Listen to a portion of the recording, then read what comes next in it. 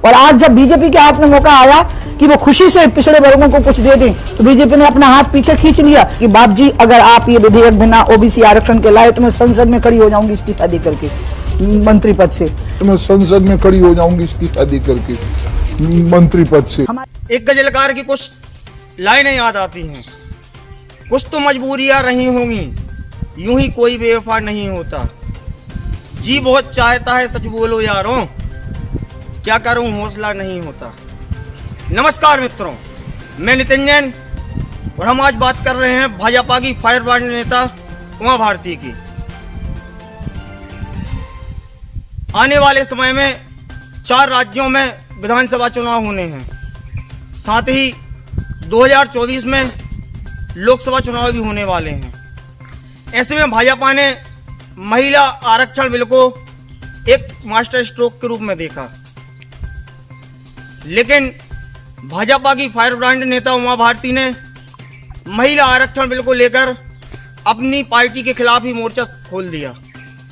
तो आइए सबसे पहले हम जानते हैं उमा भारती ने क्या बोला। और आज जब बीजेपी के हाथ में मौका आया कि वो खुशी से पिछड़े वर्गों को कुछ दे दें, तो बीजेपी ने अपना हाथ पीछे खींच लिया कि बाप जी अगर आप ये विधेयक बिना ओबीसी आरक्षण के लाए तो मैं संसद में खड़ी हो जाऊंगी इस्तीफा दे करके मंत्री पद से।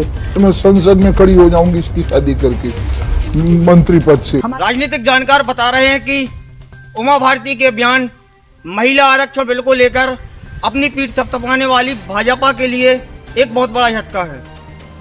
इतना ही नहीं, उमा भारती ने बिल का विरोध करते हुए भाजपा से इस्तीफा तक देने की बात की है। उमा भारती ने एक टीवी इंटरव्यू के जरिए बताया कि मैं पहले भी इस बिल को लेकर पूर्व प्रधानमंत्री अटल बिहारी जी को इस्तीफे की बात बोल चुकी हूँ, और अगर भाजपा ने महिला आरक्षण बिल बगैर ओबीसी आरक्षण के पास किया तो मैं भाजपा से इस्तीफा दे दूंगी। तो आइए जानते हैं उमा भारती ने क्या बोला।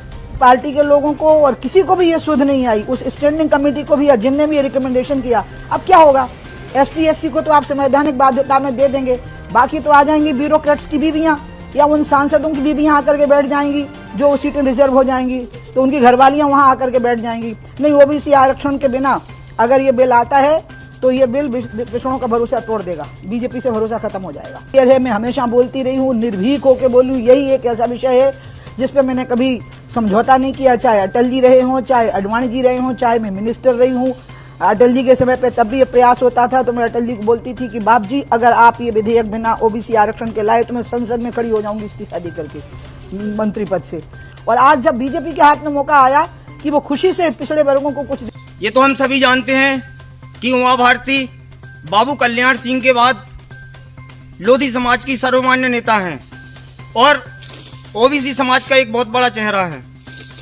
ऐसे में विधानसभा चुनाव के पहले उनके यह बयान भाजपा के लिए कितने नुकसानदायक होंगे, ये आगे देखने वाली बात होगी। नितिन जैन, डीजल भारत न्यूज के साथ।